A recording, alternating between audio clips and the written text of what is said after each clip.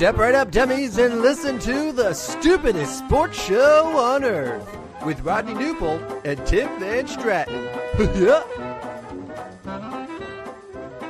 Well, hello, dummies, and welcome to a very special episode, number 50 of the stupidest sports show on earth. My name, as you all know, is Tim C. Webb Van Stratton.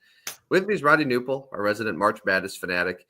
We've made it to tournament week. Rodney, how are you? That's right. Yes. Happy tournament week to you as well. And like the nickname C. Webb, old Chris Webber, one of the NCAA tournament greats of all time. You still see him on the sidelines doing some broadcasting. But Chris Webber, it's a blast from the past, 30 plus years ago at this point. Yeah, a good player who's known for like mostly bad things. Yeah. Which is rare. Yeah, the timeout. His NBA career was a pretty good NBA career. I think he's even in the Hall of Fame, right? Mm-hmm. And then, he had some issues there in the NBA that not necessarily known for the best. But I do like him on the sidelines. I think he does a pretty good job as a commentator. Probably doesn't want to continue talking about his timeouts, but it comes up every year. Yeah, I would probably just not do media if I was him, knowing that's what I was just going to have to deal with. I do wonder that about the athletes who are known for sort of those like unfortunate moments who then go into the media space because they know that that's like the more they're in the public spotlight, the more that like the issues are going to get brought up. I don't know. Maybe they're built different. They can handle the criticism. I can't. I'm weak like that. So I don't know.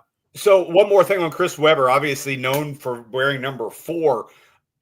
This show, we talk about a lot of jersey numbers. He also wore number 2 for a short period of time, and then also is known as 84. I'm going to have to do some research on that one to figure out when and where he was number 84. Drafted by the Orlando Magic, never played for them, though. Started with the Golden State Warriors in 93. Did he? You would remember this more. Did he refuse to sign with Orlando? Is that what happened? Because I know that they drafted him and then immediately traded him for Penny Hardaway. I believe that is correct. He was becoming the first sophomore since Magic Johnson to be number 1 pick overall. The Magic immediately traded him to Golden State for Penny and 3 future first-round draft picks. Chris Webber made $178 million in his career, which now NBA players are like, yeah, I get that in 3 years. But that was big money for those days. So Chris Webber does not have to be doing sidelines of NCAA tournament games. No, I know. I think he's just a glutton for punishment. I really think that's what it is. He's got all the money. He's got the Hall of Fame spot. But yeah, anyway, well, thanks everyone for tuning in to episode number 50 of the stupidest sports show on earth. As you can expect, this is going to be a very special episode. We're going to have all the favorites, including a very special number 50 Mount Rushmore that I'm pretty sure Rodney only wants to put one face on. Just one face on the Mount 50 Mount Rushmore, and you'll understand why in a bit. But, of course, it is tournament week. We both have our brackets. We are going to be going through each region, giving our upset picks, revealing our final 4. I've spent an uncomfortable amount of time on my bracket, which is never a good thing. How do you fill yours out, by the way? Well, this is interesting because you live, eat, and breathe college basketball. There's a good chance that of the 68 teams in the field, you've probably watched games from 60 of them at least. Oh, I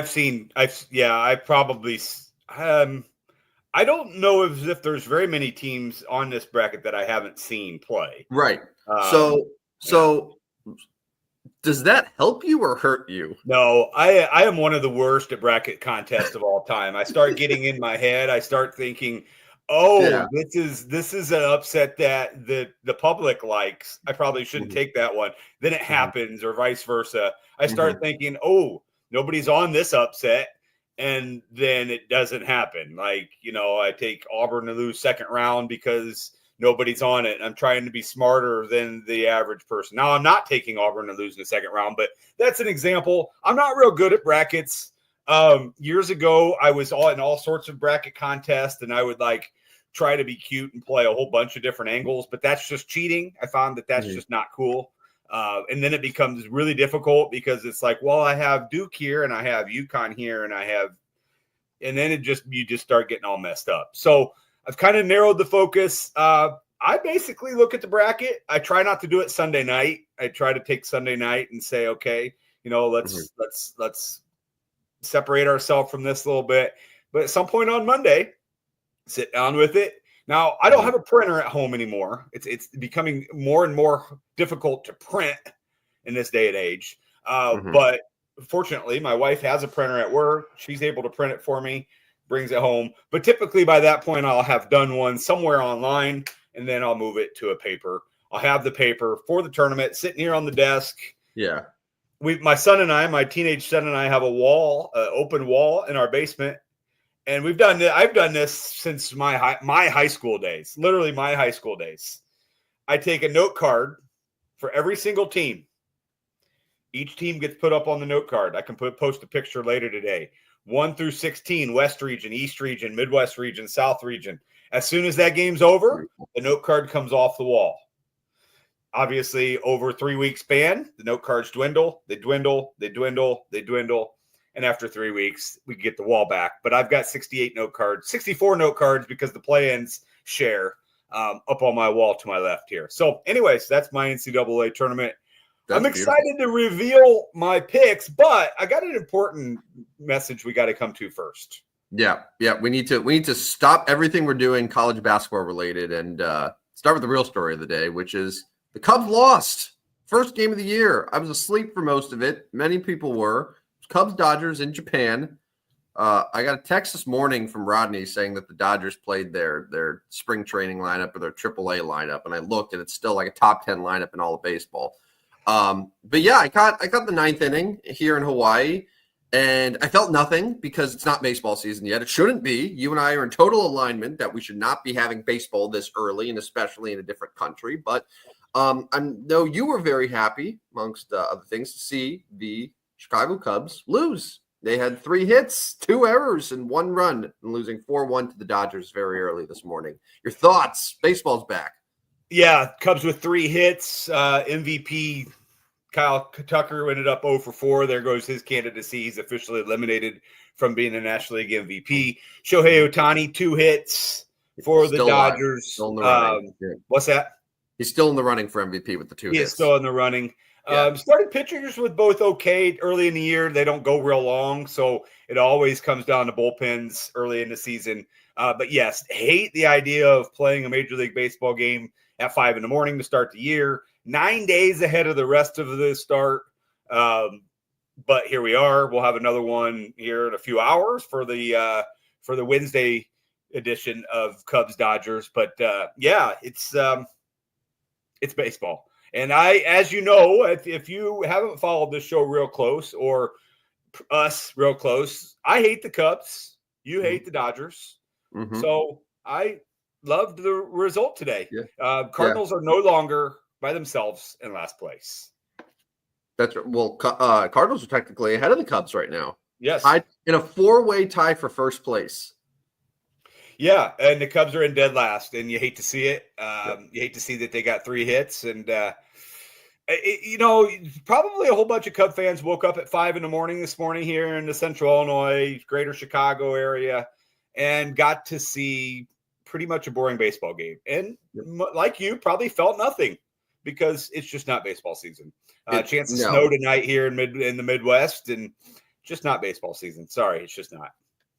Getting back to Kyle Tucker for a second, you mentioned he was 0 for 4 today. So do you care at all about spring training stats? I do not. I do not care one bit about spring training stats. I am concerned that my St. Louis Cardinals still are not hitting in spring training, but I couldn't tell you what their numbers are. I just know they're not hitting. But I do not care one bit about their spring training stats. Because Kyle Tucker, granted, only 23 at-bats in spring. It's not a huge sample size.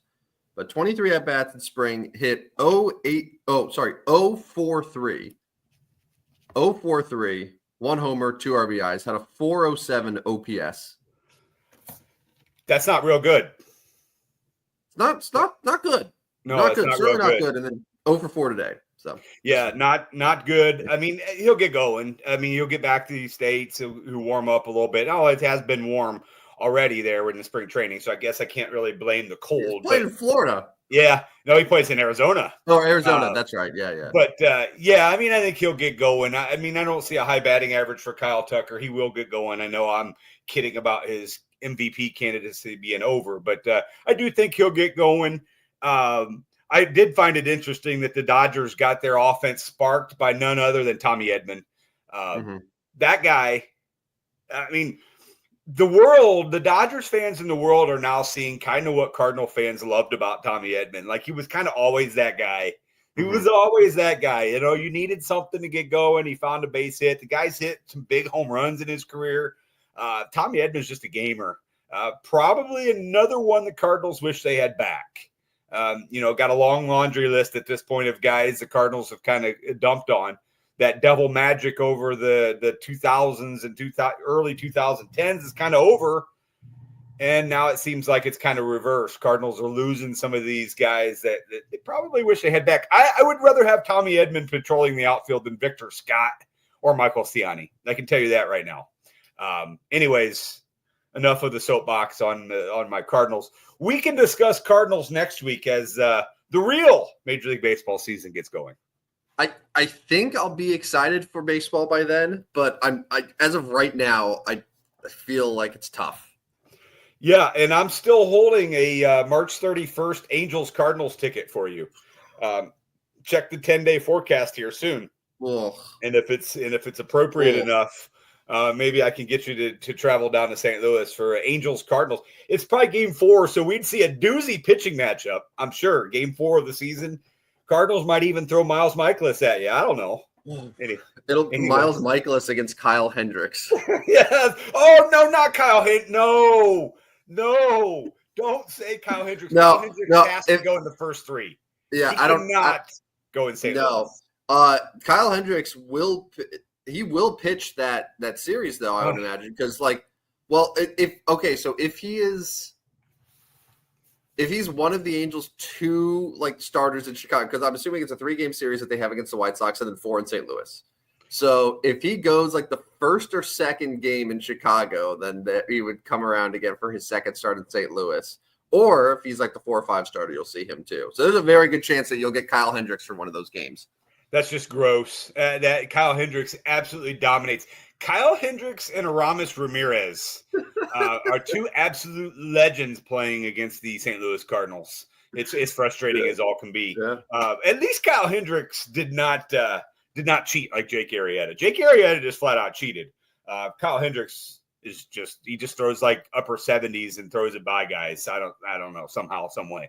Anyways, that's our baseball, and you hate to see it. Cubs lost. Dodgers are on their way to 106 wins. Mm-hmm. Oh, I thought you were going to say 162, which that's technically still alive. It is. We'll see what happens Wednesday morning. See if they can sweep the Japan version. Cubs then come home, go back to go back to Arizona and do some more spring training? ? I believe that's the case. Yeah. So that's the other stupid part of this. They play 2 games that have an impact on the standings, and then they go back to exhibition. So dumb. They do. They play Friday. So they play Wednesday, tomorrow morning, against the Dodgers in a real thing. And then Friday they're playing the Padres back in Arizona. I'm gonna go ahead and fade the Cubs Friday. and that's spring training. One day in between from going to Tokyo to Scottsdale. Well, I mean, I'm guessing they're gonna play the other dudes, right? Are you gonna have to. Yeah. So they've got Friday, Saturday, Sunday, Monday, Tuesday spring training games, and then they start at least the Cubs then start their season in Arizona. They play the Diamondbacks for 4 games against the Diamondbacks. So they've settled in here to Arizona, and then they play Sacramento for 3. So they don't actually come back to Wrigley. They don't come to Wrigley until Friday, April 4th, which we both can agree, at least it's not March 26th at Wrigley. Good. April 4th is still entirely too early to be playing baseball in Chicago because it'll likely snow at 1:20 on April 4th, but it's better than March 26th. Yes. Anyways, that's our baseball for today.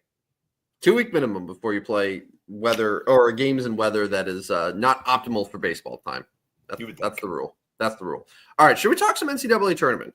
Let's do it. Let's spend the final 30, 40 minutes here talking the tournament. So we have 4 regions. We're going to go through them each just real quick, just sort of give our overviews, our upset picks before we then get to Final Four. You're also, I believe you're going to update the latest for our Stupid Show Madness, correct? Yeah, we're down to 32 teams, and voting for second round games will start this evening. But yes, first round is now officially over. We're down to 32 teams in the Stupid Show Madness. All right, so let's start in the South region. Auburn is your number 1 seed. I would say, just based on, and you correct me if I'm wrong here, it seems like it's the easiest path for all of the 1 seeds right now in the tournament. They'll have the easiest path to get into the tournament. You have Michigan State as the 2 seed in that region. Not a lot of people feel very confident about Michigan State making a deep run.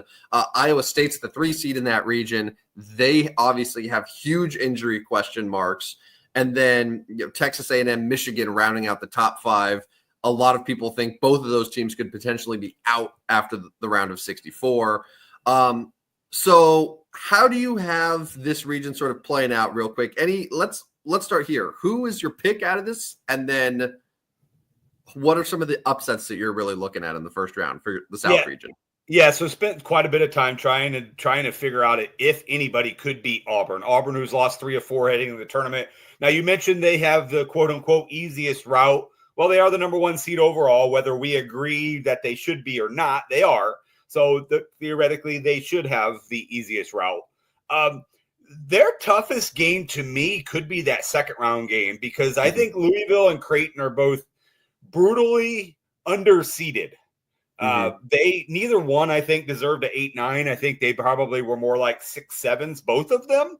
Now you got those 2 teams playing each other. I'm personally going with Creighton. I think they got a little more shooting. Louisville's well coached and has had a nice year. I'm going Creighton, but then, so to answer your question, I will take Auburn to win the South region, and I'm going to take them to beat Michigan State in that Elite 8. Not massively high on Michigan State, but don't see Bryant, don't see Marquette. And then I've actually got, because this is how it works, I've got North Carolina in the Sweet 16. And, honestly, because I could cheat here, and if San Diego State wins that game, it's still the same, because you don't get credit for first round games in bracket contests. You basically put the block. But I'm taking, so here's my upsets. I'm taking Iowa State to lose first round to Lipscomb. Too many injuries for the Cyclones. Have a guy out, have another guy banged up. Cyclones did not play very good defense in the Big 12 tournament. And then honestly, I've got Yale beating Texas A&M as well. In that 4-13 games. You'll see I love the 13 seeds in the first round this year. That's kind of where I'm going to go with my niche. Maybe that's where I lose contest, because I'm fairly chalk throughout. I got Auburn winning the South, beating Michigan State. So my Sweet 16 there is Auburn, Michigan, North Carolina, and Michigan State. What about you? So I definitely went a little bit different right now. We were talking about that Michigan UC San Diego game. I still haven't figured out exactly where I'm going to lean. It seemed like everyone and their mother's picking UC San Diego, which that normally means better team's going to win. But are we sure Michigan is that much better? I don't know yet. I do have Texas A&M beating Yale. I don't really have a great reason for it.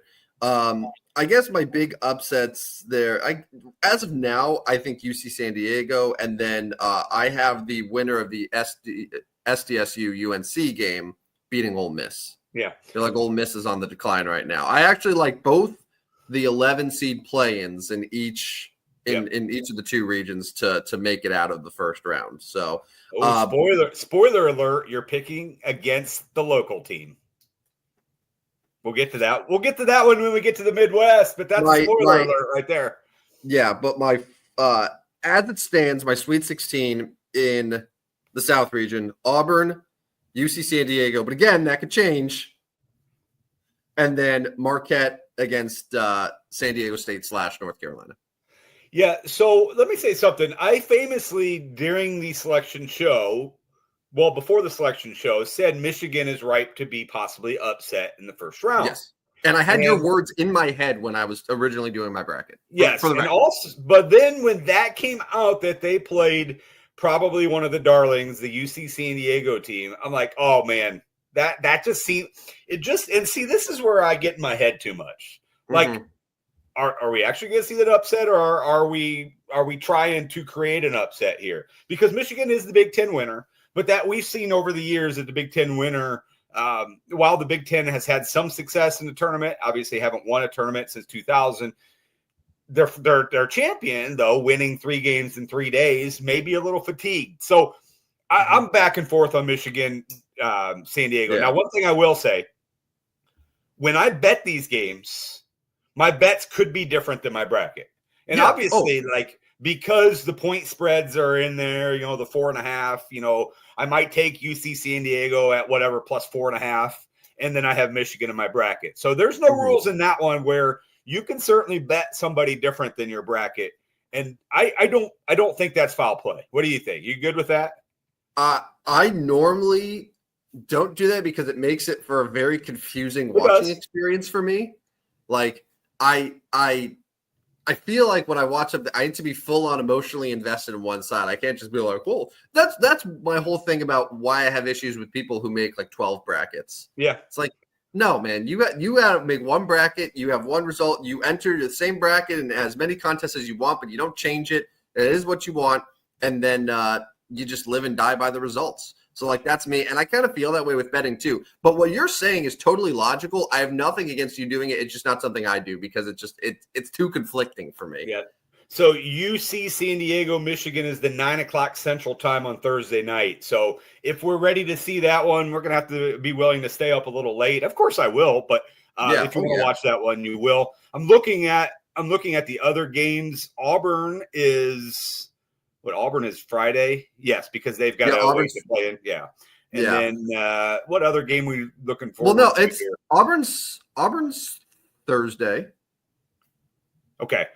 Auburn's Thursday. Yeah, it's Thursday morning because Louisville Creighton, because March 20th, right? Yeah. March 20th is Thursday. So Louisville Creighton's the first game, which a lot of people were saying that's a perfect way to just start your bracket 0-1. Oh, yes. So many people that are going to just because 50-50. That's such a 50-50 game. Louisville's minus 2.5, but that's a 50-50 game. Yeah, absolutely. I got Louisville there, but like I said, it's an 8-9 game, and regardless, I think whoever makes it out of that loses to Auburn in the next round. So it's not really a game that I think people should invest too much in unless they think that one of those teams is going to upset Auburn. So we both got Auburn winning the South. I do have Auburn. I do, and this is after I also had them going to the Final Four last year, and then they got bounced in the first round by Yale.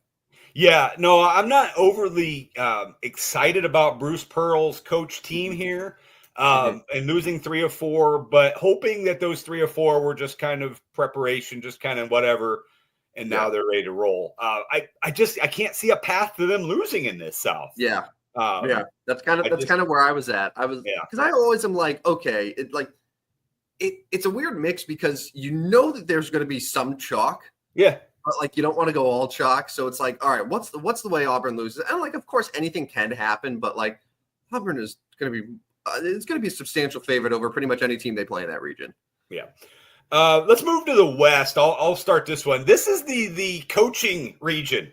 If you look at the bottom of this region, it's Bill Self against John Calipari in the Kansas-Arkansas game. And then you've got the winner likely playing Rick Pitino.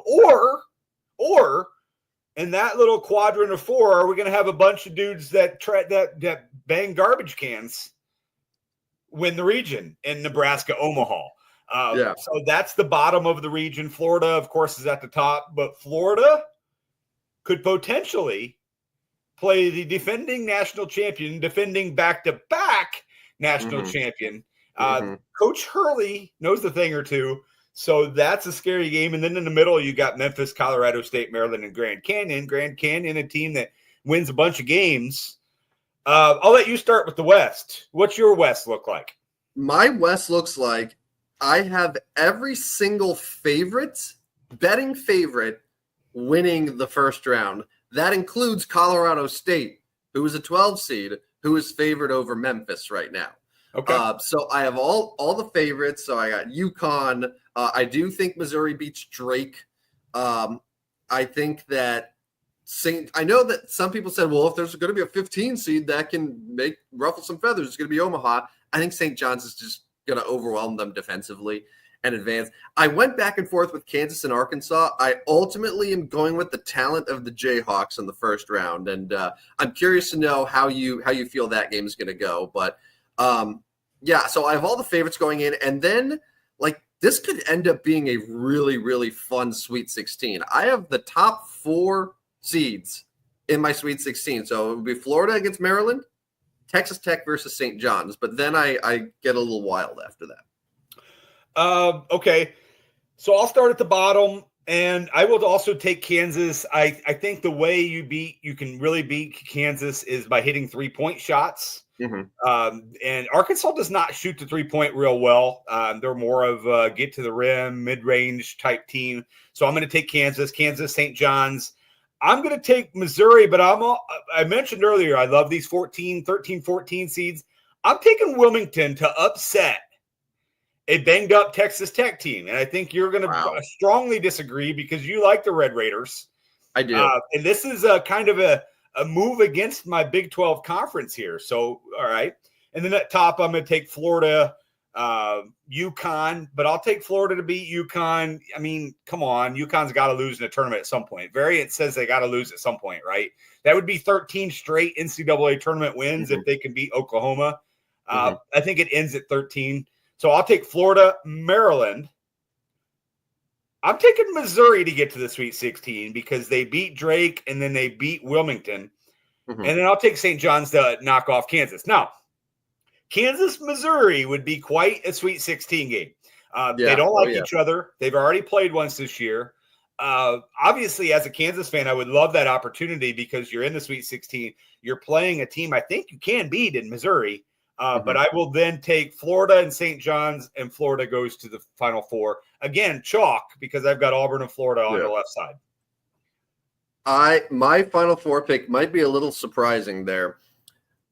I don't know. I have this strange feeling about Maryland. Yeah, okay. I don't mind the idea of Florida getting bounced in the Sweet 16 because like someone has to, right? Like you're not gonna have 4 1 seeds that are in the Final Four. So like a couple of them have to leave early. That's just mathematically. And like I like Auburn a lot, and I don't want to spoil the other couple regions, but I think Maryland can hang. Florida's played a lot of basketball lately, a lot of really tough basketball. They're going to be coming off of a game against Dan Hurley and UConn, which I'm sure is not going to be easy for them. So yeah, I just kind of went with a gut play there, a good old Rodney special. So I have Maryland then advancing to the Final Four after beating Texas Tech in the Elite Eight. So obviously we're going to have very differing opinions about Texas Tech. So if Wilmington wins, then that's going to put quite a dent in my bracket, but that's all right. That's all right. Yeah. I can live with that. Yeah, I just look at Iowa State and Texas Tech as a little banged up. And those are type of teams that I think are ripe to get beat. Obviously, I'm going to be very against the grain here because a lot of people like Texas Tech. That's kind of where I sit with the 13 and the 14s. I'll take Wilmington there. Logically, it makes sense to me. Like I totally get, and I'm there are a few things in this tournament that are going to floor me, right? It really would have to be like a 1 seed losing in the first round for me to just be like, holy shit, like how did that happen? But yeah, no, I totally get what you're saying. So you're going Florida, Auburn. Yes, that's my left side of the bracket. Let's go to the East region and let's answer this question real quick. We're going to give it away right away. Are we raising the flag in the East? Cooper Flag and Duke, do they win the East region? I say yes. You say? I say yes as well. Yeah. Yep. They have a good path to get there. They should have a good path to get there. They do. I'll start there. Baylor is my pick to play in the second round. I like them to beat Mississippi State. Baylor is not necessarily the Baylor of old. They don't have quite the talent they've had over the last couple years. Now, it is still a Scott Drew coach team. They have won tournament games. They are going to be tournament tested. I will take Duke, though. I think that Arizona could give Duke all they want in the Sweet 16. And then my upset alert is I've got BYU playing them in the Elite Eight. I've got BYU beating VCU, Montana, who upsets Wisconsin, and then beating Alabama in the Sweet 16. So Duke and BYU, my Elite Eight. Duke, Arizona, BYU, and Alabama, my Sweet 16. So we definitely have some differences there. We ultimately end with the same thing. Yeah. I have Wisconsin making the Elite Eight against Duke. So you're all on the 14 seeds. That's what you said. That's what you said from the beginning. And my kryptonite has always been my severe hate for the Big Ten. Right. And it's Maryland. Right. I like Maryland, and they're in the Sweet 16, and I think they could beat Florida. But I don't like Wisconsin. I don't like Wisconsin. I've got Montana beating them first round. But anyways, go ahead. I do have BYU making it out of the first round, but again, would be Wisconsin winning. The one, I guess, big upset that I have in this region, and this is another one where I'm kind of just ignoring the numbers a little bit. So last year, you might remember Arizona, high seed, bounced in the first round. Yeah. Arizona was another team that I put a lot of faith in, I believe, to make the Final Four or pretty damn close to it. And I told my wife at the time, I said, Amber, I need you to do something for me. I need you to set a reminder wherever you need to, your phone, whatever, that a year from today, you do not allow Tim to trust Arizona. Sure enough, on Monday, she says, Tim, don't trust Arizona. It had come up, which is great because I'm looking at the bracket. I was like, oh, okay, well, they got Akron. I mean, it's not really a super, super dangerous 13, but then I had those words in my head. It said, don't trust Arizona. So I'm kind of just ignoring anything that the Wildcats did this year, and I'm taking them to lose to Akron in the first round because I can't trust them. I simply cannot trust them. So, other than that, Illinois coach John Gross, head coach over there at Akron. The Zips are pretty good. I like that. Zips are good. So go ahead. That's my only reasoning, though. It's my only reasoning that I'm going with. But other than that, I don't have a ton of surprises there. I would have Akron losing then to Oregon in the next round. So then I got Duke against Oregon, Wisconsin against Alabama. Duke and Wisconsin meet, a little 2015 national championship rematch 10 years later. But then Duke coming out of that region and making the Final Four. So, yeah, so very different path there. We got a lot of differing teams in that round of 64, but ultimately we think Cooper Flag and Duke get it done. And I mean, they're a great team. Yeah, you are correct. All right, let's go to the Midwest region. And I think the question for most people here is, do you like the Cougars or do you like the Volunteers? Both teams are good. I did not like that these two teams were matched up in the same region because I think they both could have gotten there. All right, I'll spoil the party here. The Houston Cougars are my national champion.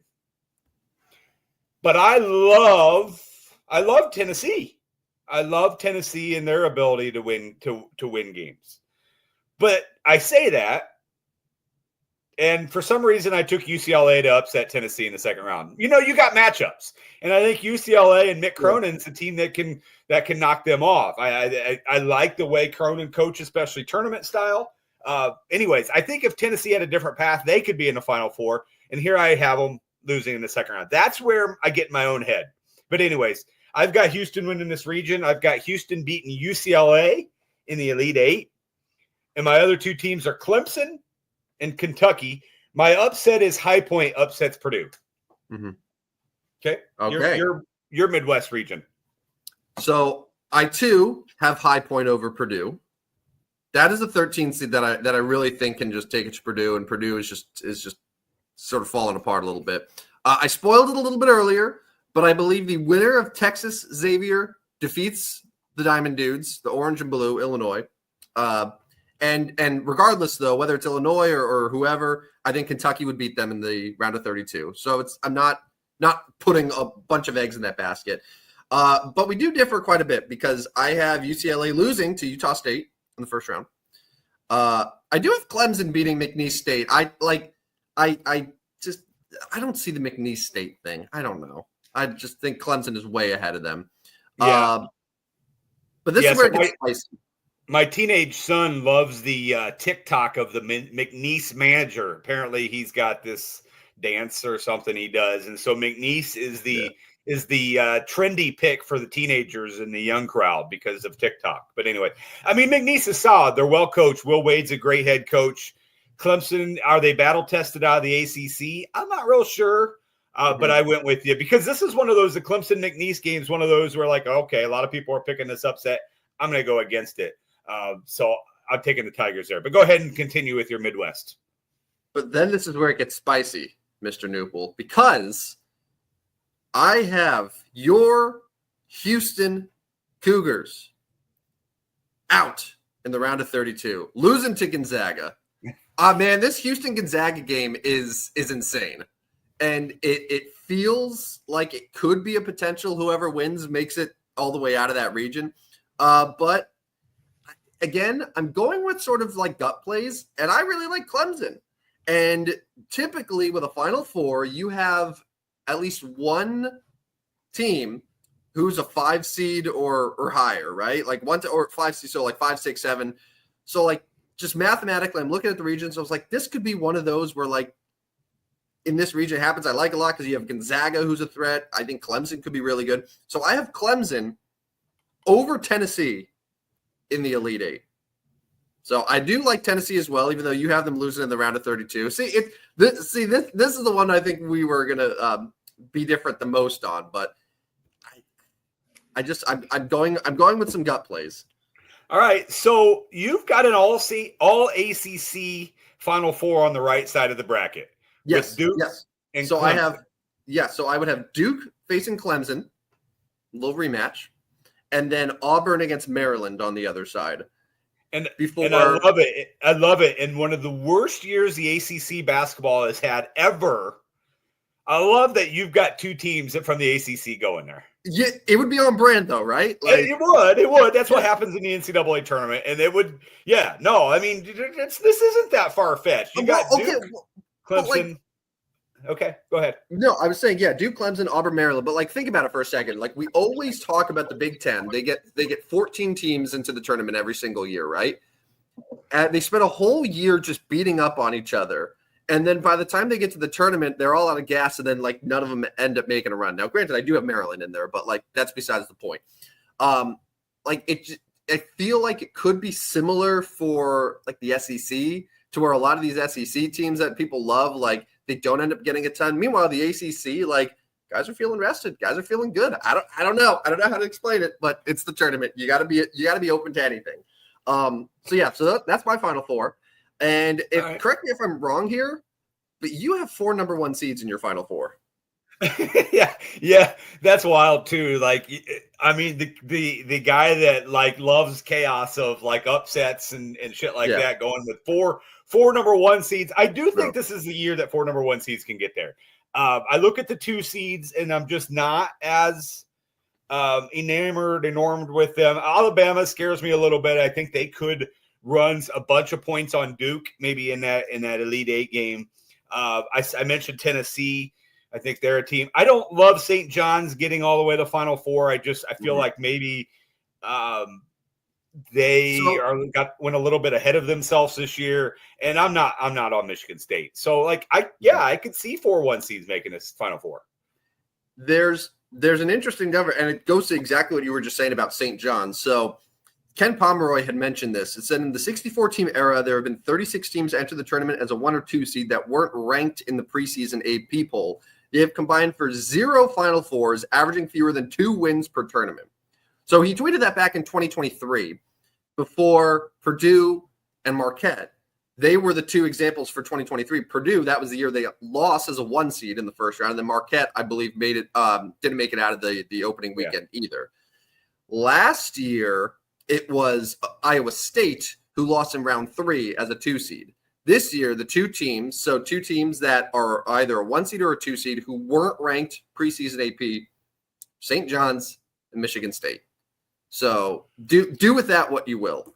So based on sort of that historical trend, like the math says that probably both of those teams don't make it any further than the Sweet 16. One of them likely is out opening weekend.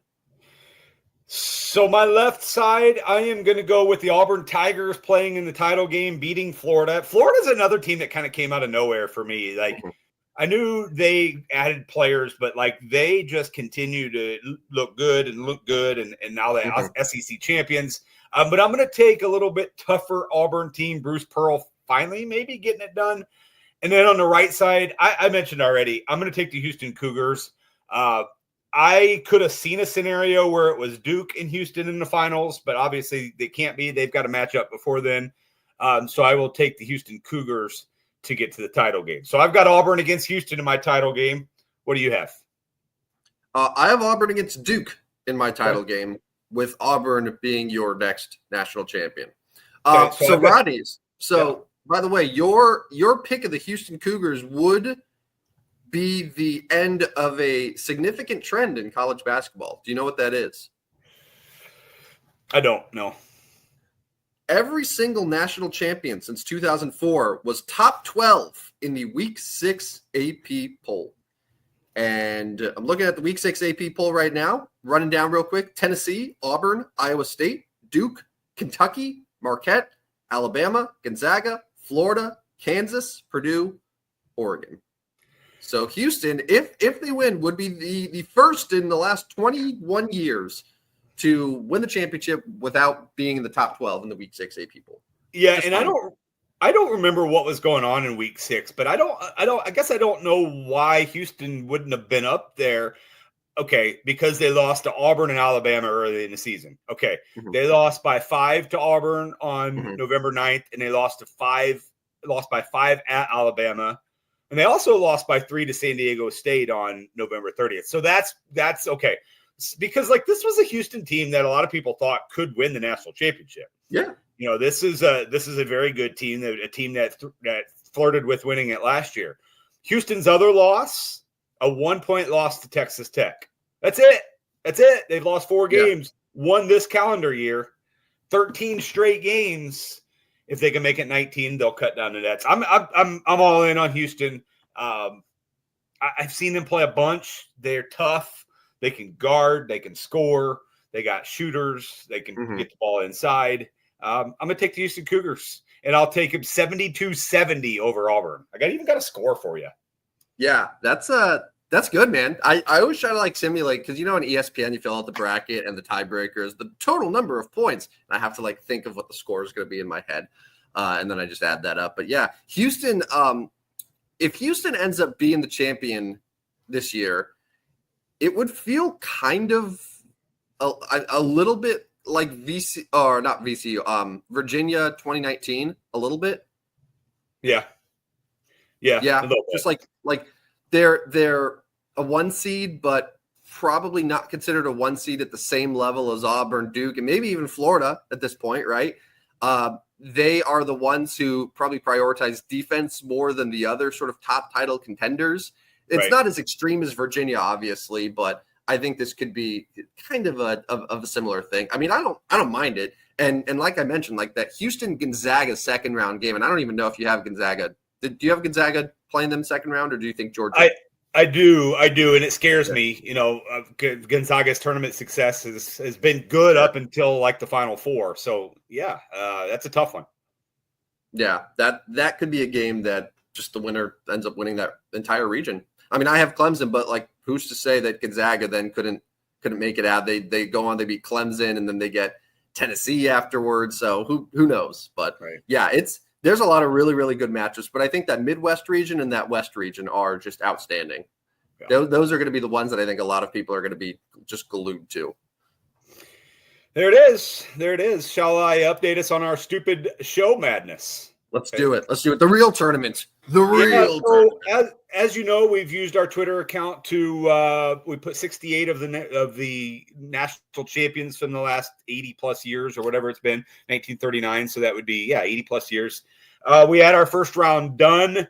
Some of our winners from the first round, of course, it was fairly chalk. The 1972 UCLA Bruins came away with a win. 2008 Kansas was a 2 seed. They won. 92 Duke, they won. So some pretty good chalk. And then, of course, the second half of the first round games ended last night. So I'll update that. I don't need to run over our entire bracket of 32 that's going on, and we'll start it tonight. So we'll put so you'll see 8 games go on tonight. Once those are over, you'll see 8 more games. But get on our Twitter account at Stupid Sports Show, no W, and vote for your favorite national championship team. No real major upsets in the first round. There was a 13 seed, 1978 Michigan State team. 79 Michigan State team. They came away with a win. And the 1961 Cincinnati Bearcats, who were a 14 seed in this tournament, they came away with a win. But outside of that, I can't say there was very many other massive wins. But there you go. Go to our Twitter account, X account, and vote for the Stupid Sports Show, the Stupid Show Madness. There it is. Excellent. Excellent. So there we go. Time to wrap it up tonight. 50s. Now, yeah, I feel like we're finally back in there are athletes who wore this number. Like, we had to just give it to the San Francisco 49ers for 49 because there was no one else that really deserved it. But I took a quick glance at the 50s a few days ago, and I was like, oh, we're in for a treat. And this is a very special one to you. This one's going to be very near and dear to your heart.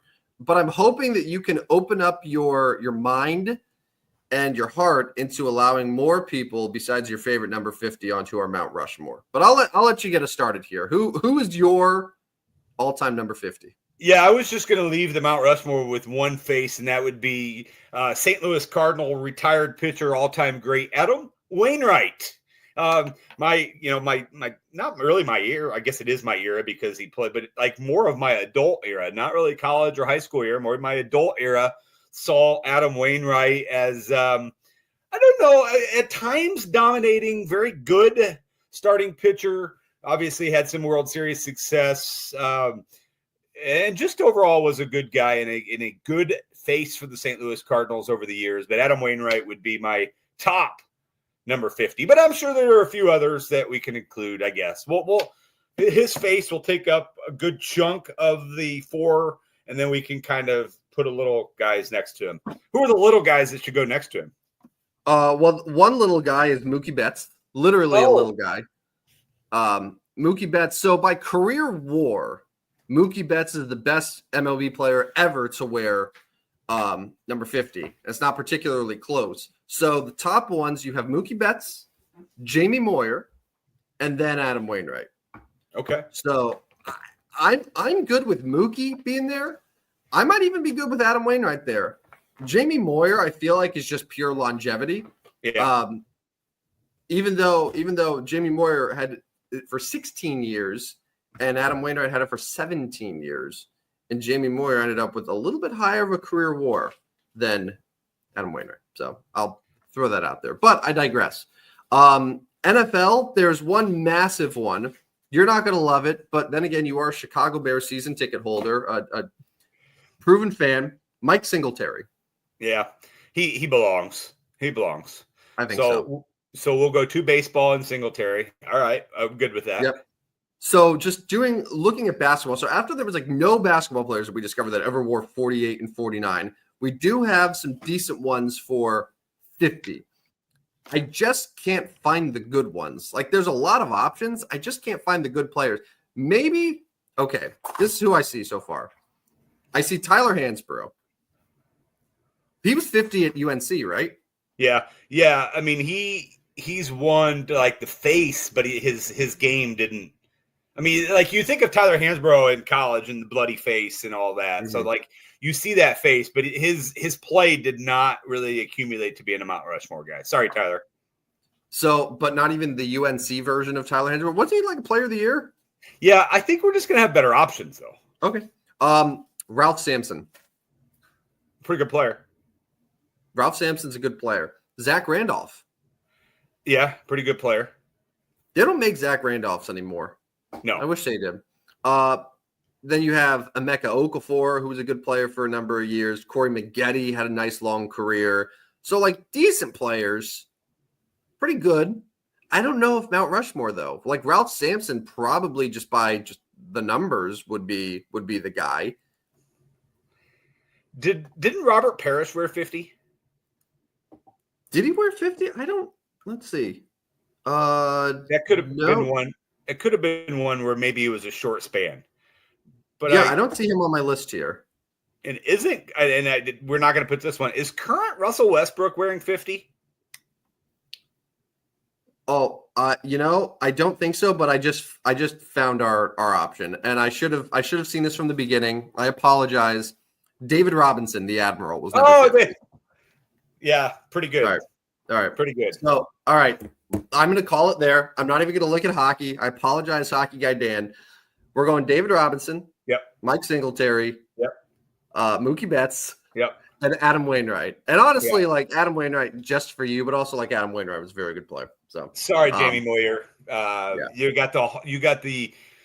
got a plaque outside of the 50 Mount Rushmore for like he's right next to the Zach Randolph honorable mention hall, and Jamie Moyer is right there. David Robinson, pretty good player. The Admiral, pretty good player. Yeah, we missed that one. Yeah, Ralph Sampson's a really damn good like alternate for there, but I think David Robinson beats him there. I have to give him the props. The Admiral, you can't leave the Admiral off the Mount Rushmore. No, he is. He's number one on this list to me. I mean, the dude. Yes. Yeah. Well, do you think him or Mike Singletary? Yeah. 1A and 1B. I could do that. I could do 1A and 1B there for those two guys. We could throw that on a poll or something. Who do you consider more of an all-time great number 50, Mike Singletary or David Robinson? Yeah, I would be very curious to see the results, even though they're going to be skewed because your followers are all Bears fans. You're probably right.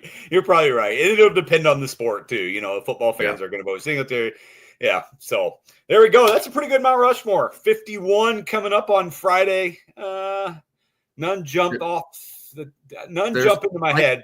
I could think of a couple elite like baseball Hall of Famers that are 50. Oh yeah. I got you there. Yeah. Well, we'll get to that on Friday. Perfect. Well, that about does it. Like 52 minutes, man. We're an efficient show this evening. Yeah, we couldn't quite get it done in 50. Get it 50 on 50. But yes, happy 50th show to us. And thanks to our partners over at GatewaySports.net, who have done some advertising for us, have talked about our show and gotten some more listeners for us. So we appreciate that. And Friday morning, we'll have half of the first round complete. And we can maybe break down some of the Friday games in the NCAA tournament. We'll recap all of our wins, all of our losses, how many times we had to just do this on our bracket. Which I hate that. The pen, just the click of the pen and just, this. Yeah. You got red marks all over your bracket after at 4:00 on Thursday, you've got one of your final four teams eliminated. It's like, yeah. Oh, yeah. And then somebody like you who doesn't necessarily love, I mean, you love the tournament, but like, you're like, I'm checked out of this. Like, it's baseball season. I'm usually, historically, I'm checked out right after the Elite Eight, like the final part. And then I'm like, the final. I'm like, I could do without it. Like I'll watch, but I'm not like obsessed over it. Like the tournament for me is just the sheer amount of games, and it's just all happening at once, back to back to back, and it's just all there, blasting you in the face. That's why like Red Zone to me, for football season is significantly more enjoyable than just a standalone Sunday night football game. Yeah. Oh, for sure. Let's see it all. One game is fairly boring. I agree with you. And then, yes, having 4 games at a time, 4 different times. Yeah, that's great. Looking forward to it. Here we go. Thursday gets it started. And again, we'll be back, 8 a.m. Central Time on Friday for episode 51. I won't give the name, but I know who you're talking about. I got it. There's a couple names. I got one. So, yeah. All right. Well, for our March Madness fanatic, Rowdy Newpel, this is Tim C. Webb Van Stratton. A reminder real quick that you can get all of Rodney's picks on Substack. Follow him at Stupid Sports Show on Substack. He sends out bangers daily, win after win after win. Give us a follow at Stupid Sports Show on Twitter for poll questions. You can vote on our Stupid Show Madness. And also, in case you missed any of the previous shows of the Stupidest Sports Show, you could give them a listen. Spotify, Apple, iHeart, wherever you get your podcasts. Make sure to like, rate, review, subscribe, unsubscribe, do it all. Do it all. Let's beef up those numbers. Let's take down McAfee together. But thanks for doing the show, Rodney, and enjoy the tournament. Thursday, you're either going to be in a great mood Friday morning or the bracket will break you. Either way, though, looking forward to the show. And I'll be back home finally at that point. So it'll be nice to be in my normal office again. I'll be in a great mood. The first round, the first half of the games, they can't break my mood. If I'm eliminated, I'm eliminated from the bracket contest. I got 16 more games to watch on Friday, including Friday nights, the big Illinois game. So we'll see what happens in that one. I remember that. It's like one of the last games of the first round. That's got to be torturous for the Orange and Bluers, and all that just to watch them lose to a playing team. I'm excited. Yeah. So Friday morning, my Jayhawks will either be eliminated, which could be a blessing, or on to the second round. As that's Thursday, 6:10. So a little dinner time action on Thursday for the Jayhawks and the Razorbacks. Did you tell your kids that you have commitments at that time and you're not able to sort of share in life with them because you need to be available for 2 hours to watch Kansas? They can come downstairs and watch, but we've got tournament going on. 4 days of it. 4 days of tournament. They know what they signed up for, being your children. They know. All right, let's get out of here. For Rodney Newpel, I'm Tim C. Webb Van Stratten. We'll talk to you guys on Friday morning, 8 a.m. right here for episode 51 of the Stupidest Sports Show on Earth. See you guys. See ya. Step right up, dummies, and listen to the Stupidest Sports Show on Earth with Rodney Newpel and Tim Van Stratten. Yeah.